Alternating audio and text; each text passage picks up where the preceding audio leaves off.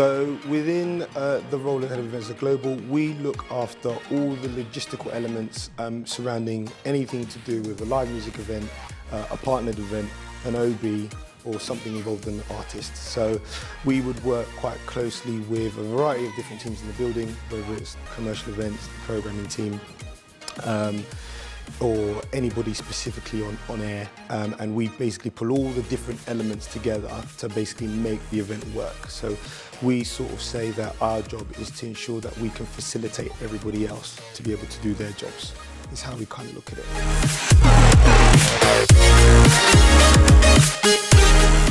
I'd say probably the biggest one that I've been directly involved with would probably be Classic FM Live. That's probably one of them that we did back in April. And obviously we've got another one coming up in September. So we have a key member of our team who's taking the lead on that in terms of event management aspects, but I oversee how the project kind of comes together. So I'd say that's probably the biggest one to date.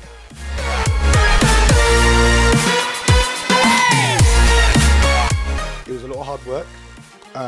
It was ensuring that you would always put yourself forward to do what is necessary and needed to kind of get the job done. I often say that I will never do anything that I wouldn't get. I would never do anything myself. If I was asking somebody in my team to do something, I would also always do the same thing, if you get what I mean. So I think a lot of it is a case of seizing the opportunities, working hard within those opportunities, and really showing your passion and dedication to kind of delivering events. You really kind of got to want it. And I think when other people in the company see that, that's when you normally get moved between different projects. A lot of it is also people management as well, and understanding how to work with a variety of different teams.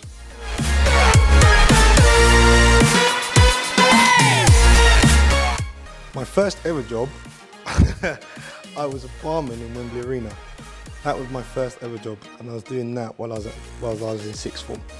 So that was the first ever one. So I was still kind of in the event music industry per se, but I was probably on the catering side of things. That was my first ever job.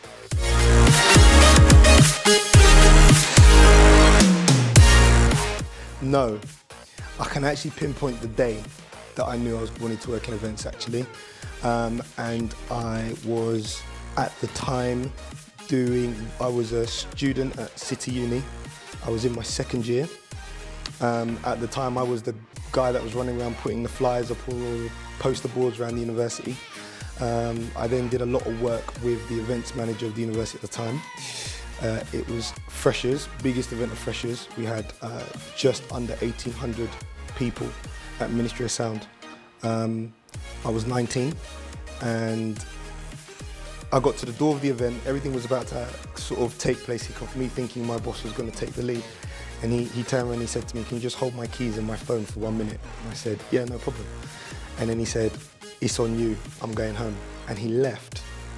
And I basically was like, right, I've kind of got to run the show. We've got 5 artists, we've got 1,800 students. I've got to get everybody in safely, make sure they enjoy themselves, and then get them home on buses all the way back to City. And it was a long, tough run. And then I remember standing in the DJ box at 2:30 in the morning, exhausted, but looking out over a crowd of 1,000 people and the sheer reaction of the enjoyment they were getting from what had taken ages to put together. And I knew then that that's what I wanted to do. And I said, if I can do something where I can put myself in a position where I can bring a sense of enjoyment to that amount of people by doing something I enjoy, that's it. And I knew then.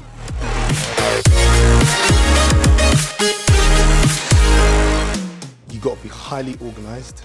You've got to know how to manage your time and sometimes to a degree manage other people's time and really, really stick to deadlines. You've got to have a real passion for it.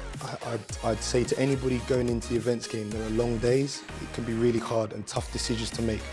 So you have to have a real kind of passion for event delivery. I'd say it's probably one of the real key aspects. And also have some really good people skills, because you have to be able to communicate on various different levels, whether it is from senior exec right down to to a street team, or with colleagues, or with commercial partners, or with sponsors, or whoever it may be. So you've got to be able to communicate that and be able to get across key aspects of information at critical times to ensure that you deliver your event on time.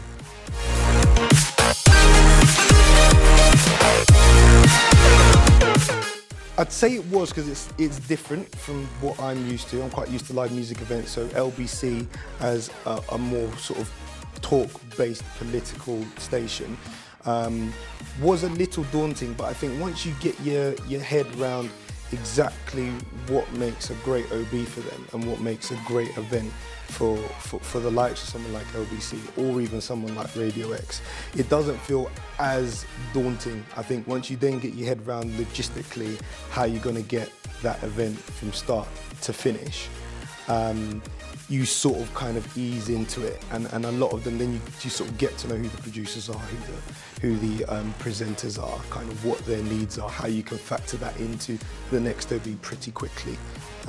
So I think it's at first it'll be a bit like, how am I going to do this? But I think once you stop, look back, analyse, you know, the people, the product, the place, the promotion and the product, how I like to look at it when I'm putting events together, and really understand how those 5 elements work, it becomes pretty straightforward.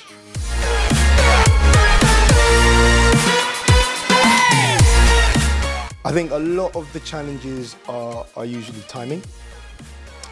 You want to pre-plan as much as you can to ensure that your event or your OB or whatever activity you're doing works very, very smoothly.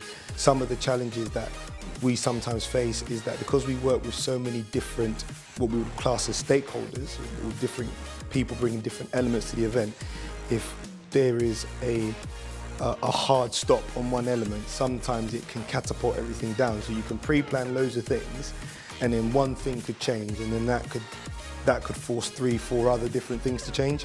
So you have to be able to think on your feet pretty quickly and be able to critical think through different solutions when planning events, especially in the run-ups. Normally the last 2 weeks something will come up, and then you have to think to yourself, right, how can we rectify this potential problem while still be able to deliver the product on behalf of either the brand or the client?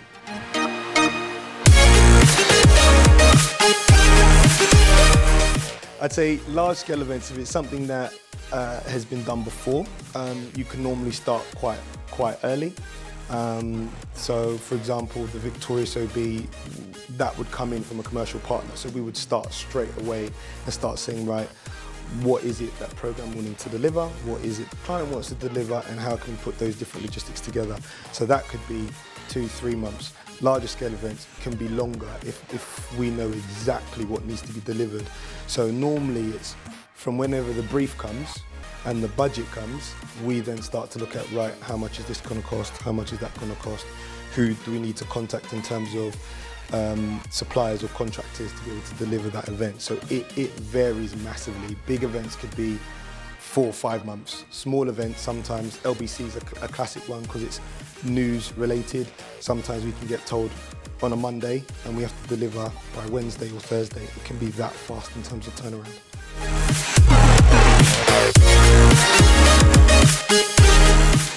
Big media brand, I'd say, first of all, they've got to love events inside out. They've got to love the hard work. They've got to love the long days. They've got to love being able to provide a product that can really, you know, impact quite a large group of people. I think events can sometimes be misconstrued as the limelight, and oh, you get to see all the great stuff. And 9 times out of 10, the people physically doing the events are the ones behind the scenes making all the cogs work. So I'd say, first of all, you've got to have a passion for events. I think, secondly, you've got to have a knack for being organised and knowing how to organise yourself and, to a degree, other people. And I'd say, thirdly, if someone wanting to come in within the media industry, you've almost got, to a degree, not do whatever it takes, but you've got to be able to put yourself out there, and you've got to do things for free at the get-go. And I think I can't think of anybody that I know in the events industry that just walked into a management position. I think if you speak to everybody, it was like, yeah, I did this event for free, that event for free, that event for free, that event for free at the beginning, and people almost ask you why, but what it does, it proves your love for the exercise of doing events, as opposed to, I want to do this because I get to meet this person, that person, that person, that person. So I think any advice I could give to a young person who really wants to get into the industry is get out there to start with, really start offering your services voluntarily, because that goes a lot longer in terms of a way with people who are already in the industry than some people would actually give them credit for.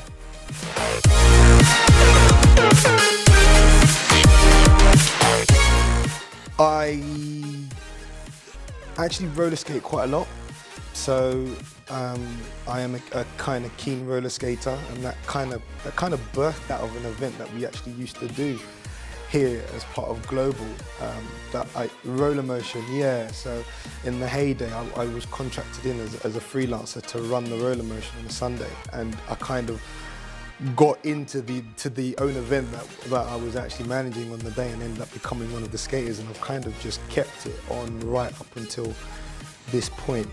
So I do that quite a lot. I play piano in my spare time, which I generally enjoy doing. And I'm a massive foodie. I think that's the other thing. I think everyone has their one joyous thing in life that they do quite regularly. Mine is food.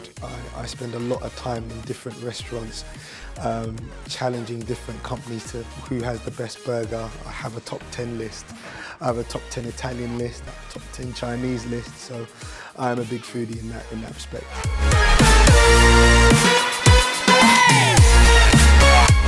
Favourite burger place? Number one, Patty and Bun, quite easily. Smokey Robinson Burger is the number one, in my view.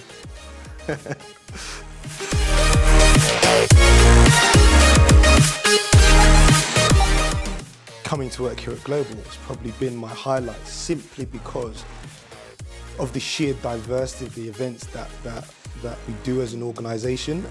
You don't really find that in many other places, where you can go from 1 week doing a classic event with an 87-piece orchestra, to the following week you're doing potentially an OB with the police commissioner, to the following week you could be doing a live gig with an indie rock band. And I think the sheer diversity of that, and being able to have the ability to work across such a varied amount of events, is probably what I would class as my biggest highlight, because I think you can build up skills in so many different areas that you can then build up to almost have like a span across different types of events that you can do, and you're not limited to just one style of event. And there's not a lot of places right now that you can almost get that.